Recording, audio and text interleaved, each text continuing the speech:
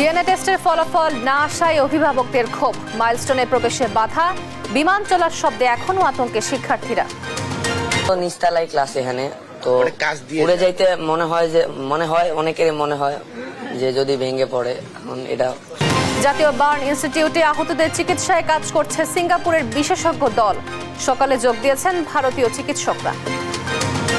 সাবেক প্রধান বিচারপতি এবিএম খায়রুল হক রাজধানী ধানমন্ডি থেকে গ্রেফতার। ত্রয়োদশ সংশোধনীর রায় পরিবর্তনে ৩ মামলা। ফরিদপুরে 2 বাসের মুখোমুখি সংঘর্ষে সড়কে ঝরল 3 যাত্রীর প্রাণ, আহত অন্তত 10, এখনো মেলেনি হতাহতদের পরিচয়। এনসিপির জুলাই পদযাত্রা এখন ব্রাহ্মণবাড়িয়ায়, শহীদ পরিবারের সঙ্গে নাহিদের সাক্ষাৎ, কিছুক্ষণের মধ্যে শুরু হবে র্যালি। ইসরায়েলি বর্বরতে একদিনে গাজায় আরো 100 ফিলিস্তিনের মৃত্যু, গণহত্যার দায়ে ইসরায়েলের বিরুদ্ধে আইসিজিতে গেল ব্রাজিল। এবং টি-20 সিরিজের 3য় ম্যাচে সন্ধ্যায় পাকিস্তানের মুখোমুখি হবে বাংলাদেশ। হোয়াইট ওয়াশের লক্ষ্য টাইগারদের।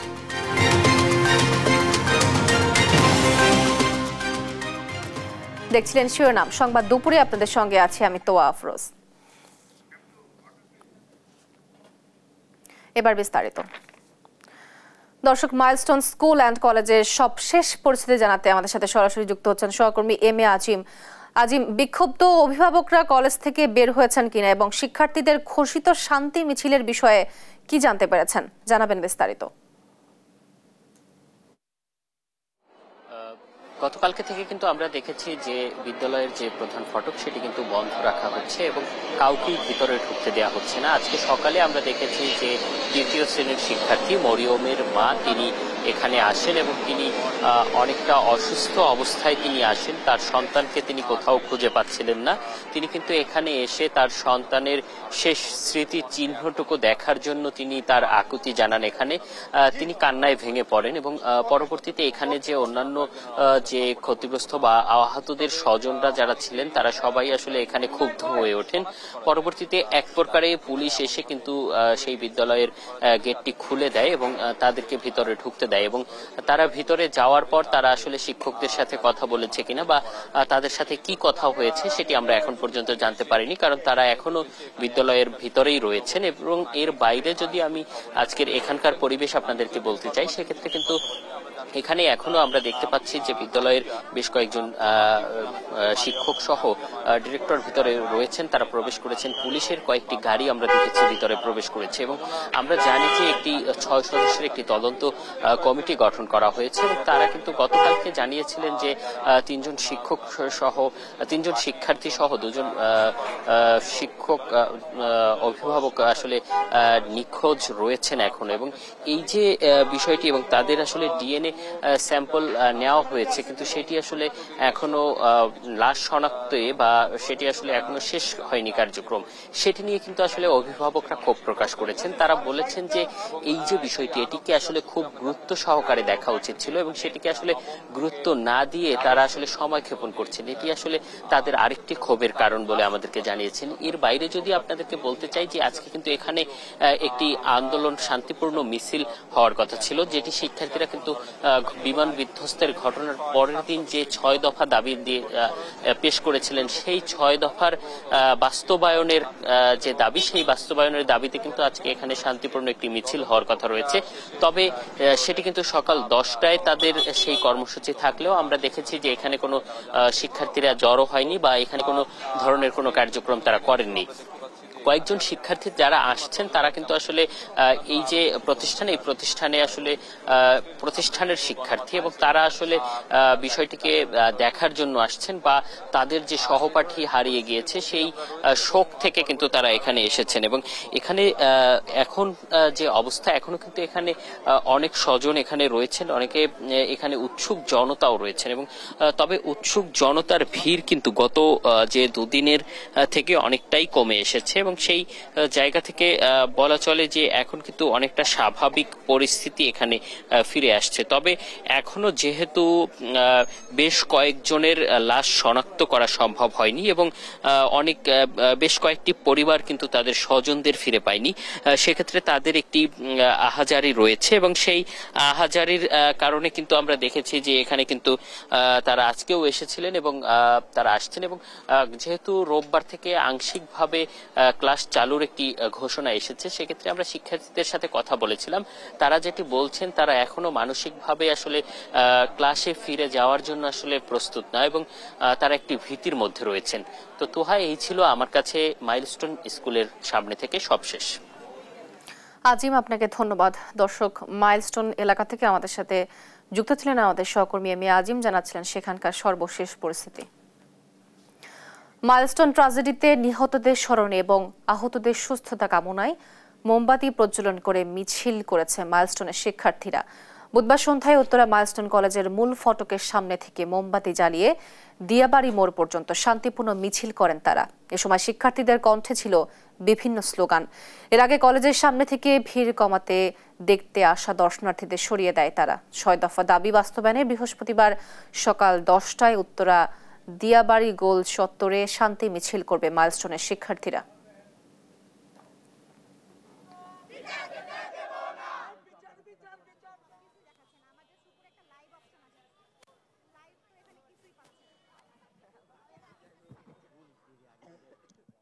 আমরা এখন যে বাপ মারা তাদের সন্তানের লাশ খুঁজে পাচ্ছে না, তাদের জন্য আমাদের এই আক্ষেপ।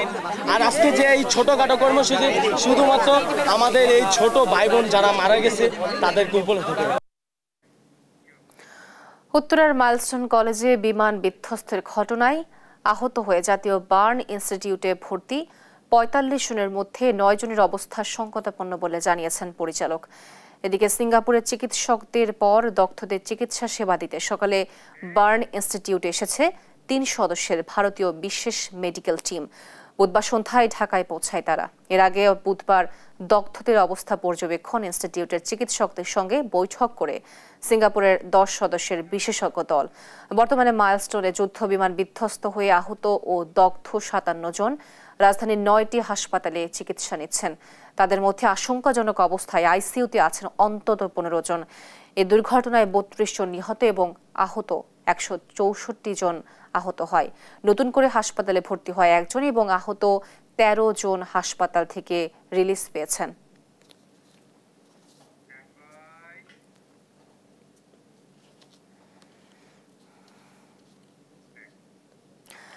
যান্ত্রিক ত্রুটির কারণে চট্টগ্রাম থেকে ঢাকাগামী একটি ফ্লাইট মাঝপথ থেকে ফেরত গেছে চট্টগ্রাম বিমানবন্দরে।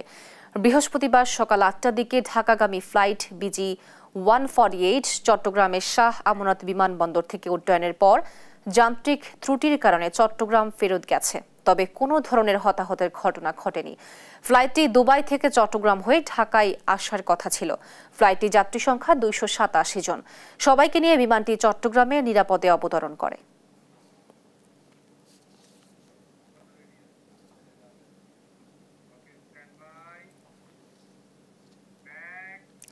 সাবেক প্রধান বিচারপতি এভিএম খায়রুল হককে রাজধানী ধানমন্ডি থেকে গ্রেফতার করেছে ডিবি। আজ সকালে ডিবি পুলিশ তাকে ধানমন্ডির বাসা থেকে গ্রেফতার করে। তার বিরুদ্ধে সংবিধানের ত্রয়োদশ সংশোধনের রায় পরিবর্তন এবং জালিয়াতির অভিযোগে ৩ মামলা রয়েছে। ২০১১ সালে তত্ত্বাবধায়ক সরকার ব্যবস্থা বাতিলের রায় দেন তিনি। সম্প্রতি সাবেক প্রধান বিচারপতি খায়রুল হককে গ্রেফতার ও বিচার দাবিতে সংবাদ সম্মেলন করে জাতীয়তাবাদী আইনজীবী ফোরাম। দেশের বিচার বিভাগ ও গণতন্ত্র ধ্বংসের মূল কারিগর উল্লেখ করে তাকে বিচারের মুখোমুখি করার দাবি জানায় সংগঠনটি। আওয়ামী লীগ আমলে বিভিন্ন বিতর্কিত রায়ের জন্য সমালোচিত হন তিনি। আওয়ামী লীগের নানা সুবিধাপ্রাপ্ত ছিলেন বলেও অভিযোগ আছে।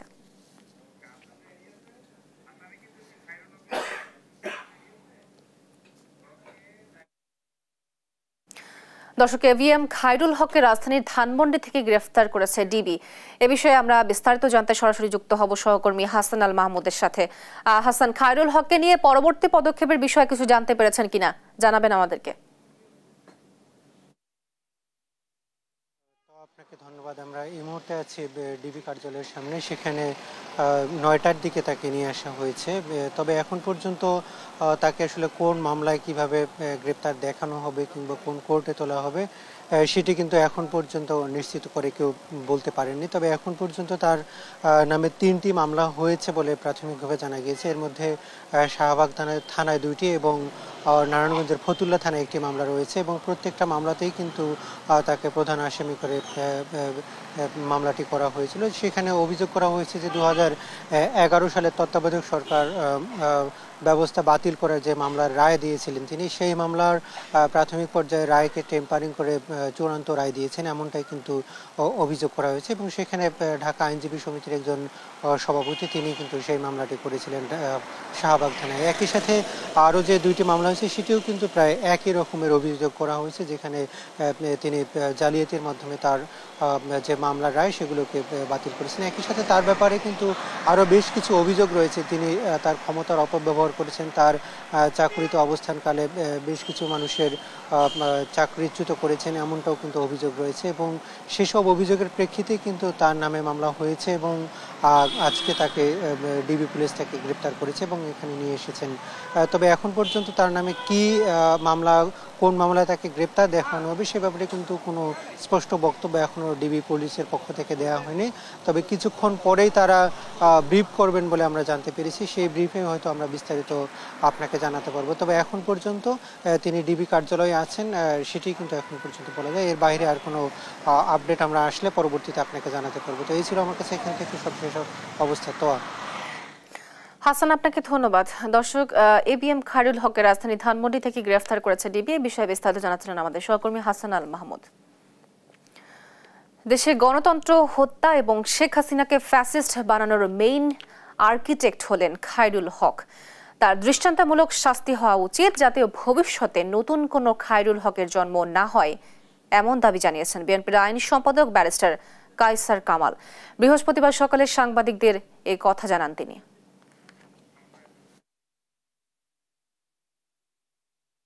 খায়রুল হক আপাদমস্তক একজন জ্ঞানপাপী মানুষ। এদেশের গণতন্ত্র হত্যা এবং শেখ হাসিনাকে ফ্যাসিস্ট এবং একনায়ক করার প্রধান আর্কিটেক্ট হচ্ছে খায়রুল হক। আমরা দীর্ঘদিন আইনজীবী সমাজ আন্দোলন করেছি খায়রুল হকের গ্রেফতারের জন্য। খায়রুল হক আজকে গ্রেফতার হয়েছে, আইনজীবী সমাজ এতে আশান্বিত। দর্শক, আবারও জানাবো মাইলস্টোন ট্র্যাজেডির প্রসঙ্গ। মাইলস্টোন স্কুলের সামনে সন্তানের জন্য এখনো মায়ের আহাজারি। কবে পাবেন প্রিয় সন্তানের লাশ, সেজন্য এখন শুধু অশ্রুসিক্ত অপেক্ষা। তবে অজ্ঞাত লাশ শনাক্তে ডিএনএ নমুনা নেওয়ার পরও রিপোর্ট পেতে বিলম্ব হওয়ায় ক্ষোভ জানান তারা। এদিকে এখনো আতঙ্ক কাটেনি মাইলস্টোনের শিক্ষার্থীদের। বিমানের শব্দেই আতঙ্কে ওঠেন কেউ কেউ।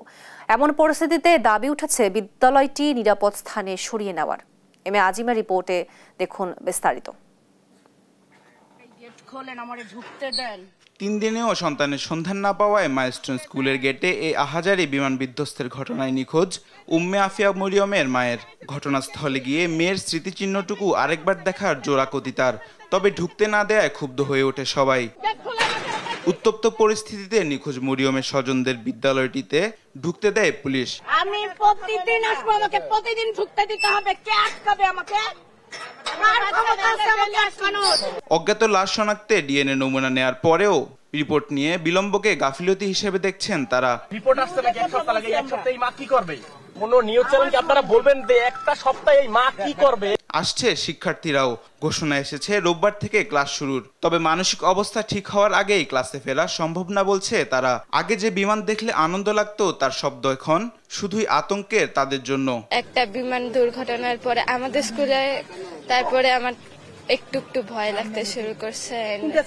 আমি একটু এখন ভয় পাই, বিমান গেলে অনেক একটু ভয় পাই। এখন দেখতেছি যে উত্তরের মধ্যে এত বড় একটা স্কুল, এত বড় একটা জায়গা নিয়ে যেহেতু প্লেন, এত বড় একটা জায়গা নিয়ে যেহেতু আসে, অনেক স্টুডেন্ট পড়তেছে, এখানে হাজার হাজার লাখ লাখ স্টুডেন্ট পড়তেছে। তো এটা হবে তো কেন তারা এই এরিয়ার মধ্যে এত স্টুডেন্টের মধ্যে কেন তাদের এই টেকনিক্যাল ইস্যু প্লেন নিয়ে কেন তাদের ফ্লাই করতে হবে? তখন তো সবার মধ্যে একটা আতঙ্ক থাকবে, কারণ একবার তো প্লেন ক্র্যাশ করছে আমাদের সামনে। তো এখন অনেকে বলতেছে স্কুল থেকে চলে যাবে, অনেকে বলতেছে অন্য ক্যাম্পাসে চলে যাবে, একজন এক কথা বলতেছে। অভিভাবক সহ স্থানীয়রা ঝুঁকিপূর্ণ জায়গা থেকে বিদ্যালয়টি সরিয়ে নেয়ার দাবিও তুলছেন। এখনো মর্গে শনাক্ত করা সম্ভব হয়নি 6 লাশ। বিভিন্ন হাসপাতালে চিকিৎসাধীন আছে 164 জন। মাহবুব তামিম, দেশ টিভি, ঢাকা। হামজা, আপনাকে ধন্যবাদ। দর্শক, এনসিপির 24তম পদযাত্রার বিষয়ে বিস্তারিত জানাচ্ছিলেন আমাদের সহকর্মী আমির হামজা। ঊর্ধ্বতনদের আদেশ অমান্য করলে সরকারি কর্মচারীদের চাকুরিচ্যুত করা যাবে এমন বিধান রেখে সরকারি চাকরি আইন ২য় সংশোধনীর অধ্যাদেশ জারি হয়েছে। বুধবার অধ্যাদেশটি গ্যাজেট আকারে জারি করা হয়। এর আগে গত ২২ মে উপদেষ্টা পরিষদ সরকারি চাকরি আইন সংশোধন করে তা অধ্যাদেশ আকারে জারির প্রস্তাবের সম্মতি দেয়। এর প্রতিবাদে ২৪ মে থেকে সচিবালয়ে বিক্ষোভ শুরু করেন সরকারি কর্মকর্তা কর্মচারীরা। আন্দোলনকারীদের আপত্তি আমলে নিয়ে গত ৩রা জুলাই উপদেষ্টা পরিষদের ৩২তম বৈঠকে সংশোধিত সরকারি চাকরি অধ্যাদেশ অনুমোদন করে উপদেষ্টা পরিষদ। সরকারি চাকরি আইনের সংশোধিত অধ্যাদেশে পুরানো আইনের সঙ্গে ৩৭ ক নামে একটি ধারা সংযোজন করা হয়। ফরিদপুরে দুটি যাত্রীবাহী বাসের মুখোমুখি সংঘর্ষে ৩ জনের মৃত্যু হয়েছে, আহত হয় অন্তত ১০ জন। সকাল ১০টার দিকে ঢাকা খুলনা মহাসড়কের ফরিদপুর সদরের করিমপুর এলাকার আবুল কালাম ফিলিং স্টেশনে এই দুর্ঘটনা ঘটে।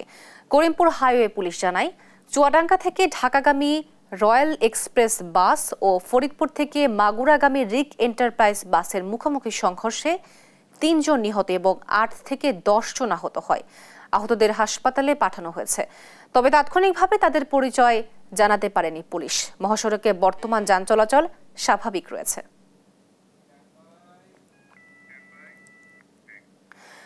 নিম্নমানের নির্মাণ সামগ্রীর ব্যবহার এবং শিডিউল অনুযায়ী কাজ না করায় পিরোজপুরের নেসরাবাদে একটি সেতু নির্মাণ কাজ শেষ হওয়ার আগেই ভেঙে ফেলতে হয়েছে।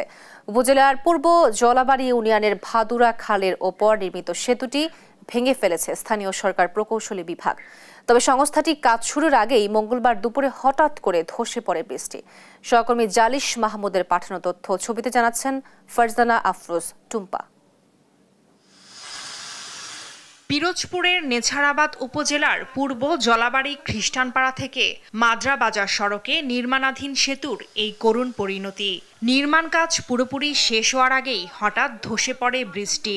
পরে এলজিডি সেতুটির ত্রুটিপূর্ণ ছাদ ভেঙে ফেলার কাজ শুরু করে। ২০২১ সালের ডিসেম্বরে প্রায় ৫ কোটি ৭৩ লাখ টাকায় দুটি গার্ডার ব্রিজ নির্মাণের কার্যাদেশ পায় মেসার্স ইফতি ইটিসিএল। তবে ঠিকাদারি প্রতিষ্ঠানের মালিক মিরাজুল ইসলাম নিজে কাজ না করে সাবকন্ট্রাক্টরের মাধ্যমে কাজ চালিয়ে যাচ্ছিলেন। গত বছরের শেষ দিকে গার্ডার ছাড়াই ঢালাই দেওয়া হয় ব্রিজের ছাদ। কিছুদিনের মধ্যেই সেই ঢালাইয়ে দেখা দেয় বড় ধরনের ত্রুটি।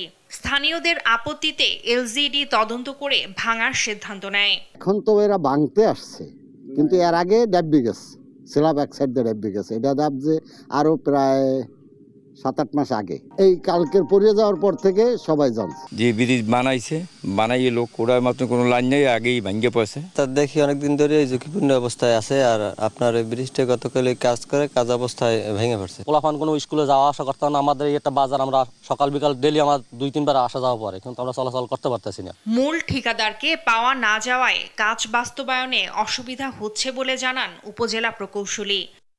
ওটা হচ্ছে আপনার ওরা গার্ডারটা করে নাই, ওটা তো ইনভার্টেড গার্ডার ব্রিজ, স্ল্যাবটা করিয়া রেখে গেছে, গার্ডারটা আর করে নাই, না করে এরকম ফেলাই রেখে গেছে। আমরা ঠিকাদারকে অনেকবার চিঠি দিচ্ছি ওটা করার জন্য, তো ওটা লিখে পাঠানোর পরে এর অফিস থেকে টিম আইসে ওটা আসলে ভাঙার জন্য তারা অনুমোদন দিতে, সেই হিসাবে আমরা ওই ঠিকাদারকে চিঠি দিচ্ছি, তারা এখন ভেঙে ফেলছে। স্থানীয়দের অভিযোগ, ঠিকাদারি প্রতিষ্ঠানের সঙ্গে এলজিডি কর্মকর্তাদের যোগসাজশে সেতু নির্মাণে দুর্নীতির আশ্রয় নেওয়া হয়েছে। এটাতে রডমট খুব কম দিয়েছে, সিমেন্ট টিমিট। ৮টা-১০টা গ্রামে লোক বাচ্চারা স্কুলে যাইতে পারে না, কষ্ট করতে আছে। এটা তো কন্ট্রাক্টরের ভুলের কারণে ভেঙে পড়ছে, এটা তো ঠিক মতন কাজ করে না দিকে তো ভেঙে পড়ছে। আস্তে আস্তে দেখি ওই মাথাতে ভেঙে পড়ছে, সব বসে গিয়ে পরে ডব করে পড়ে গেল। আমরা আইসি দেখেছি হলো ভাঙাচোরা, তোয়ালেতে ভাঙা। পিরোজপুরে সরকারি টাকায় নির্মিত সেতুর এমন করুণ পরিণতি শুধু নির্মাণ ত্রুটি নয়, এটি স্পষ্ট করে বড় ধরনের দুর্নীতির চিত্র। ৫ আগস্টের পর থেকে আত্মগোপনে রয়েছেন ঠিকাদার মিরাজুল ইসলাম। ফারজানা আফরোজ টুম্পা, নিউজ ডেস্ক, দেশ টিভি। জোরপূর্বক তুলে নিয়ে গিয়ে বিয়ে, তারপর স্ত্রীর নামে বিভিন্ন এনজিও থেকে মোটা অঙ্কের ঋণ গ্রহণ, এরপর লাপাত্তা স্বামী। যোগাযোগ করলে দেওয়া হচ্ছে হুমকি ধামকি। এমনই ঘটনা ঘটেছে কুষ্টিয়ার বটতল এলাকার হতদরিদ্র আফিল উদ্দিনের মেয়ে সাথী খাতুনের সঙ্গে, যা সিনেমার গল্পকেও হার মানিয়েছে। একদিকে ঋণের বোঝা, অন্যদিকে স্বামীর প্রাণনাশের হুমকিতে দিশেহারা সাথী ও তার পরিবার। নাহিদ হাসান তিতাসের রিপোর্ট, জানাচ্ছেন ফারজানা আফরোজ টুম্পা। কুষ্টিয়ার বটতল এলাকার হতদরিদ্র আফিল উদ্দিনের মেয়ে সাথী খাতুন। বছর 10 আগে তাকে বাসা থেকে জোরপূর্বক তুলে নিয়ে গিয়ে বিয়ে করেন কুমারখালী এলাকার মিরাজুল ইসলাম। এরপর থেকে ভয়ভীতি দেখিয়ে স্ত্রী সাথীর নামে বিভিন্ন এনজিও থেকে স্বামী মিরাজুল তুলতে থাকেন লাখ লাখ টাকার ঋণ। এভাবেই বিভিন্ন সময় কয়েকটি এনজিও থেকে স্ত্রী সাথী খাতুনকে দিয়ে প্রায় 20 লাখ টাকা হাতিয়ে নিয়ে লাপাত্তা হয়ে যায় মিরাজুল। ঋণের বোঝা মাথায় নিয়ে অসহায় সাথী খাতুন স্বামী মিরাজুলের সাথে যোগাযোগ করলে দেয়া হয় প্রাণনাশের হুমকি ধামকি। আমাকে ভয় দিত যে লোন না তুললে তোকে মেরে ফেলবো, এই করবো সে করবো, মানে সব মিলাই আমি ভয়েই করতাম এগুলা। পরিচিত লোকেদের কাছে বলে ওকে গুলি করে মেরে দেবো। আনুমানিক 18-20 লক্ষ টাকা মতো লোন আছে। এই লোনের টাকাটা ও নিজেই ব্যবহার করছে। এ নিয়ে বিপাকে পড়েছে হতদরিদ্র সাথী খাতুনের পরিবারও। 6 মাসের ছুটি 1 বছর 1.5 বছর থাকি অনেক দায়িক দিনা হয়। যাওয়ার সময় দেখা যাচ্ছে যে আবার ওই ব্যাংক লোন টোন করি মেয়েকে ওই লোনের ইয়েতে ফেলাই দিয়ে বিদেশ যায়। সবকিছু আমরা বেশি কিনে দিয়েছি, আমরা তো আর এই দিনাগুলো তো শোধ দিতে পারবো না। এনজিও কর্তৃপক্ষ বলছে স্বামী মিরাজুলের জিম্মায় স্ত্রী সাথী খাতুনের নামে ঋণ দিয়েছেন তারা। এর দায় সাথী খাতুনকেই নিতে হবে। ঋণটা মূলত সাথীর নামে, ওনার নিজের নামে ছিল। প্রতিষ্ঠানের কাছে যে মূল সদস্য তার নামেই আইন আশ্রয় নেওয়া যাবে। আইনজীবীরা বলছেন সাথী খাতুনের সাথে তার স্বামী মিরাজুল যা করেছে তা প্রতারণার শামিল। আদালতের দ্বারস্থ হলে পেতে পারে ন্যায় বিচার। ওনার স্বামী ওনার সাথে একটা প্রতারণা উদ্দেশ্য প্রণোদিতভাবে করতে চাচ্ছে। আইনের কাছে আসলে অবশ্যই সে যথাযথভাবে আইনের ন্যায় বিচার সে পাবে। আর পুলিশ বলছে এ ঘটনায় একটি অভিযোগ পেয়েছেন তারা। তদন্ত সাপেক্ষে নেবেন ব্যবস্থা। অভিযোগ প্রাপ্ত হওয়ার পরে আমরা এসআই কার্তিকের কাছে তদন্ত ভার অর্পণ করেছি। সে তদন্ত করছেন। তদন্ত সাপেক্ষে আমরা বিধি মোতাবেক আইনগত ব্যবস্থা গ্রহণ করব। অভিযুক্ত মিরাজুলের সাথে যোগাযোগের চেষ্টা করা হলেও তাকে পাওয়া যায়নি। পুলিশের তথ্য মতে স্ত্রী সাথী খাতুন ছাড়াও বেশ কয়েকটি মামলায় ওয়ারেন্টভুক্ত আসামিও মিরাজুল। ফারজানা আফরোজ টুম্পা, নিউজ ডেস্ক, দেশ টিভি। দেখছেন সংবাদ দুপুর।